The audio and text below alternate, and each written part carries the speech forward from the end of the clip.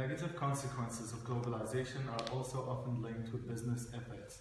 Problems such as environmental destruction, child labour, sweatshops and unfair pay are all results of unethical business practice. While many companies such as H&M have been criticised for having bad ethical practice, other companies have proved otherwise. A good example would be Lush, a cosmetics company that fights animal testing, sources ingredients ethically, offers a charity product line, and advocates for protection of the environment. Lush also works with communities it sources ingredients from to empower and educate these people. An example of that would be that the company has built a primary school in Sinir, Turkey, through donations to the local rose farming community. Good ethical behaviour benefits the company and society. The company stands to gain in terms of reputation and image by acting in a moral and socially responsible way. Goodwill improves the public's perception of the company and improves trust and loyalty. Consumers can be attracted to buy the product, boosting sales and profits. A positive ethical stance can encourage employee loyalty and improve the incentive for new employees to want to work for the business. Also, good ethics are attractive to investors seeking to invest in the business. Good business ethics treats the employee fairly and respectfully, ensures honesty and integrity, and is beneficial to society.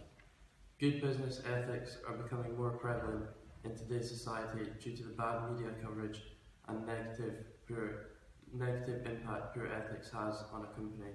For example, the Volkswagen scandal.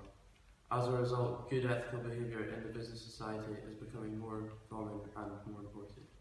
We believe that aspects of the economic crisis, globalization and business ethics are very impactful to society in terms of business, as they have a large effect on lives and the economy.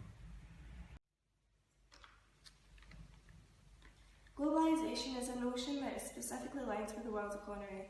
It is perceived as an easier way in which businesses in different countries can interact in terms of trading and communication. However, globalisation is a controversial topic with positive and negative aspects. One positive aspect is that considering globalisation involves a large company expanding into the market of developing countries, it means these developing countries will develop economically. Another main advantage of globalisation is that it creates a larger market for firms to sell to.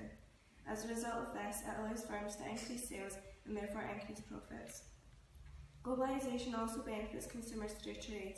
Due to trade and the entrance to new markets, a wider variety of products and services become available to consumers. A real-life example of positive globalisation is Coca-Cola, which began globalisation in the early 1990s. The company expanded into other countries around the world, and as a result, it became a household name and made the owners very wealthy. However, the benefits of globalisation are offset by the volume of flaws associated with it. Globalisation, despite some good intentions, usually results in the exploitation of poorer countries at the hands of large multinational corporations.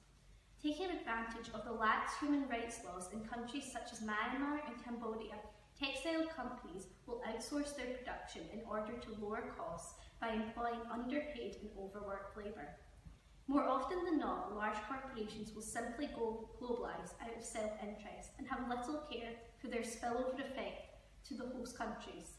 An example would be in the case of Starbucks, who spread their headquarters over multiple nations as a means by which to avoid paying tax, skipping out on a sum of £5 million in tax between 2009 and 2013, according to The Guardian. This demonstrates how globalisation does not have a great positive impact on the economies of other countries due to the selfish nature of many corporations who globally expand. We are Team 14A, and this is our video report on business and society. Firstly, there is the effects of the economic crisis. While studying this topic, we learned about the housing bubble, a rise in house prices which resulted in people receiving mortgages easily and at a cheap rate, known as subprime mortgages.